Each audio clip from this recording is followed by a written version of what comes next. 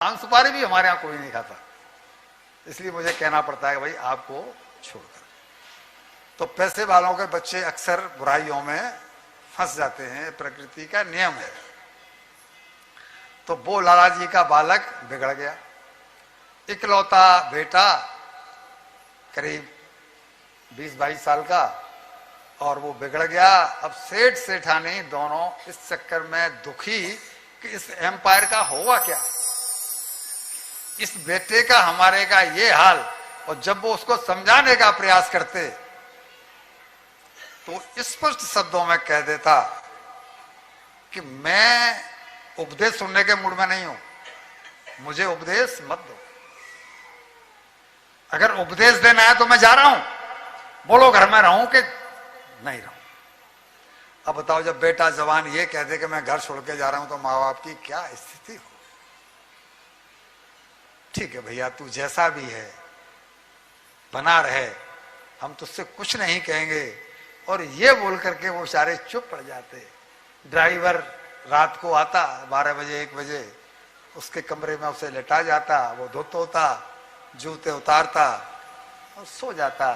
सवेरे फिर टेबल पे आता, नाश्ते की टेबल पर आकर के नाश्ता करता। ड्राइवर बाहर खड़ा है, ड्राइवर को अनाप शनाप पैसा दे रखा है कि जहां पर जितना भी खर्च करता है उसे करने दो, वरना मैं घर छोड़कर।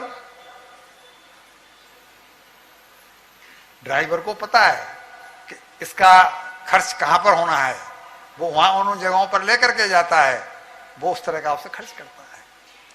संजोग से बहुत दुखी, दुबले हो गए, पतले हो गए, रोते रोते पूरा समय पास हो।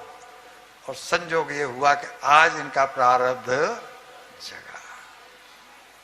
प्रारब्ध जगा तो क्या हुआ कि जिस संत के पास ये बद्रीनाथ धाम में तीर्थ यात्रा पर जब जाते थे लाला जी, तो वहां जो पंडा था, जो उनका संत था वहां का, पुराने समय की बात है, तब तो पंडे वहां के बहुत उच्च श्रेणी के होते थे। तो पंडों से कभी कह आते सेठ जी कि पंडित जी कभी हमारी कुटिया पर भी पैर रखो ना, कभी आओ तो हमारी कुटिया पर भी आओ ना। तो उन्होंने कहा कि भाई छोटा मोटा मकान होगा लाला जी का कुटिया पर। तो एक बार जब वो मुंबई आए तो उनको याद आया कि सेठ धनीराम बार बार आके कहते थे पंडित जी कभी कुटिया पे आओ ना, कभी आओ ना। तो चलो उनके पास चलते। और जब धनीराम जी के बंगले पर पंडित जी पहुंचे तो वहां तो महल था। बड़े लोग यही कहते हैं कि राजेंद्र बाबू भी अपनी कुटिया, अपने महल को एम्पायर इनका 6 कोटी का, अरे क्या बात है। और उसको कहते हैं हमारी कुटिया पे आओ ना। बड़े आदमी ऐसे ही बोलते हैं। तो इन्होंने कहा कि भाई कुटिया देखें, और वहां देखा तो महल। अब उस गार्डन रुक गया, हुआ रही हो, कहां जा रहे हो पंडित जी? बोलो भाई यहाँ कोई धनीराम जी रहते हैं? बोले हाँ रहते हैं। तो उनसे मिलना है? तो बोले बाहर खड़े रहो, बाहर मैं पूछ के आता हूं, अगर वो बुलाएंगे तो जाके वो नाम बताया, भाई जाके बोल दो पंडित जी ये आए। और जैसे ही उन्होंने सुना कि पंडित जी आए हैं, तो आज जलते हुए अंगार पर छुरी पानी की ठंडी ठंडी बूंदें कहां से आ रहे हैं? बद्रीनाथ धाम। शायद कोई उनके पैर पड़ने से मेरे घर में शायद मेरा कुछ प्रारब्ध जागृत हो जाए। बड़े हर्ष से लेकर के अंदर आए, अंदर ला करके सोफे पर बिठाया, और न चाहते हुए भी सेठ जी की आंखों से आंसू, सेठानी भी रोने लगी। दोनों जब रोने लगे तो सेठ जी ने पूछा माजरा क्या है, तुम्हें कष्ट क्या है? इतना तो बड़ा ये साम्राज्य लग रहा है, तो कष्ट क्या है? तो बताया कि इकलौता बेटा है और उसका ये हाल है, कब आता है कुछ ठीक नहीं, जब भी आता है बेहोश आता है। सारे दुनिया के जितने ऐब हैं उसमें वो सब के सब। आप कुछ ऐसा करो कि हमारा बालक सुधर जाए, वरना हम जीते जी मरे हुए के समान ही हैं। हमसे न सोते बनता है न खाते बनता है।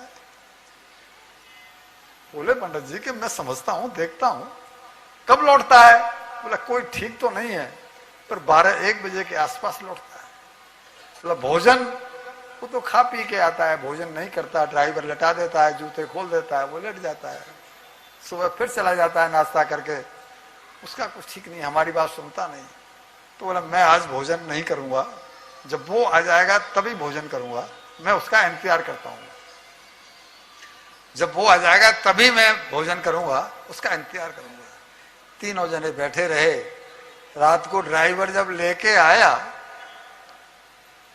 तो देखा उसने कि घर में एक पंडित जी आए हुए हैं, संत आए हुए हैं।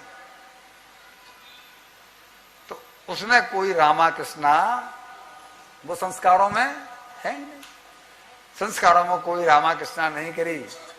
और पंडित जी ने अपने तरफ से बेटा जय बद्री विशाल, जय बद्री विशाल, तो उसने भी ऐसे कर दी।